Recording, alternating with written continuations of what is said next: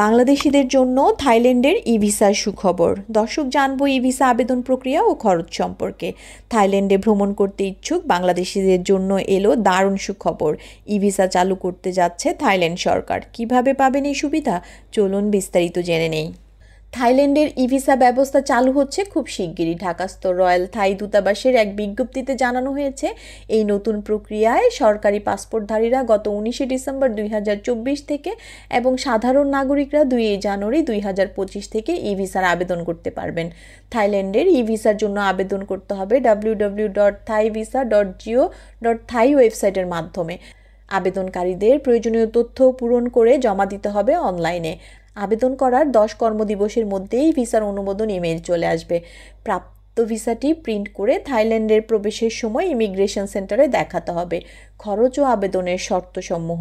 থাই ই ভিসার জন্য খরচ ধরা হয়েছে 3,500 টাকা।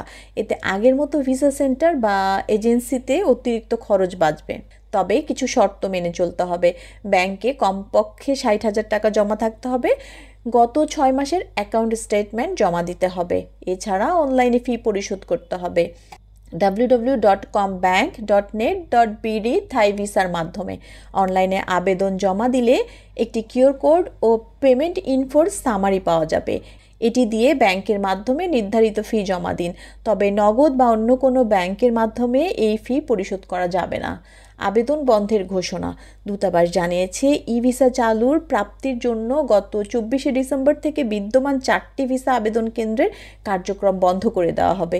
তাই এখন থেকে ই ভিসার নতুন ব্যবস্থা ব্যবহার করতে হবে। থাইল্যান্ডের ই ভিসা পেলে পাসপোর্ট জমা দেওয়ার প্রয়োজন নেই।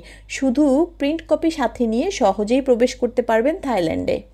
এই নতুন ই ভিসা ব্যবস্থা বাংলাদেশিদের থাইল্যান্ড ভ্রমণ আরও সহজ ও স্বচ্ছ হবে। যারা থাইল্যান্ড যেতে চান তারা এখনই প্রস্তুতি নিন। কটসেল বাংলাদেশ সবসময় আপনাদের জন্য তথ্যবহুল ও উপকারী খবর নিয়ে আসে। ভিডিওটি ভালো লাগলে লাইক, শেয়ার এবং সাবস্ক্রাইব করতে ভুলবেন না। ইংরেজি নতুন বছরের শুভেচ্ছা সবার জন্য। ধন্যবাদ। থাকুন আমাদের সাথে, জানুন আরও নতুন সব তথ্য।